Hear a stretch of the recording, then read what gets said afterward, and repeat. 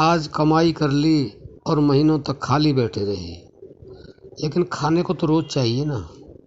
तो इसलिए हमें प्रतिदिन काम करना पड़ता है, नहीं तो हमें भूखा रहना पड़ेगा। और भूखा रहने से क्या होगा ये आप स्वयं ही जान सकते हैं सभी।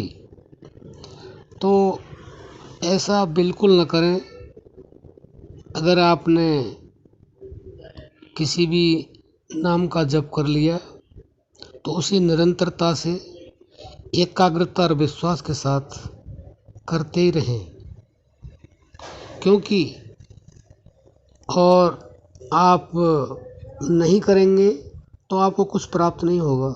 और जो जिस तरह से भी जिसका विश्वास है नाम जप करते हैं तो वास्तव में ही धीरे धीरे अगर वो पाप करने वाले भी हैं तो उनका पाप कर्म छूट जाता है।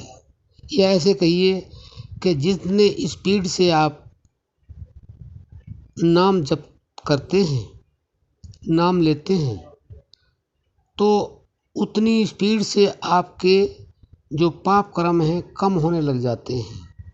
लेकिन यहाँ वह बताया जा रहा है कि लोग नाम के लिए ज़रा सा नाम लेते हैं और सैकड़ों पाप करते हैं और विश्वास यह रखते हैं कि हम तो नाम लेते हैं, नाम जप करते हैं, भगवान का सुमिरन करते हैं और हमें कोई भी पाप छुएगा नहीं। तो ऐसा नहीं हो सकता। और यह भी आवश्यक है जानना कि पाप कर्म क्या होता है। पाप कर्म जो होता है वह मन से होता है, शरीर से तो केवल भुगतान हो रहा है, क्योंकि एक समय में दो कार्य एक साथ हो रहे हैं हर जीव के साथ। शरीर से जो पिछला जन्म का कर्म किया हुआ है वह भुगतान हो रहा है और मन से अगले जन्म के लिए कर्म बन रहा है।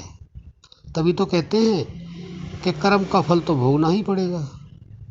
वह इसीलिए ही भोगना पड़ता है क्योंकि मन पर हमारा ध्यान नहीं।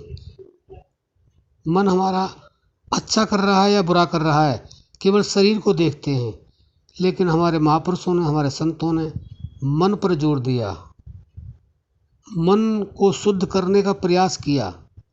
भजन, ध्यान, नाम सुमरन यह किस लिए किया जाता है? ताकि मन शुद्ध हो, उसके अंदर विचार बिल्कुल ना आए। और संतों ने यहाँ तक कह दिया कि अच्छे विचार होंगे तो आपको अच्छे घराने में, अच्छे सुंदर शरीर से, अच्छी बुद्धि से जन्म लेना पड़ेगा, लेकिन उसमें दुख सुख का भंडार होगा। लेकिन अगर हम विचार शून्य कर देंगे मन को तो उसमें ना अच्छा होगा ना बुरा होगा। उसी को मुक्ति कहते हैं।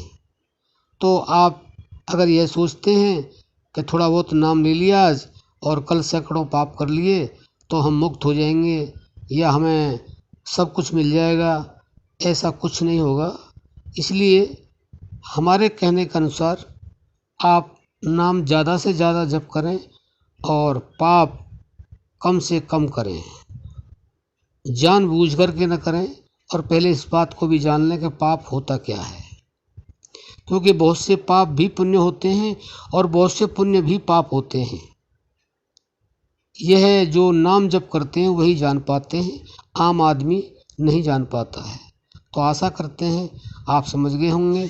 आप ऐसा नहीं करेंगे तो आपके साथ क्या होगा। अब हम अपनी वाणी को विश्राम देते हैं। जय श्री राम।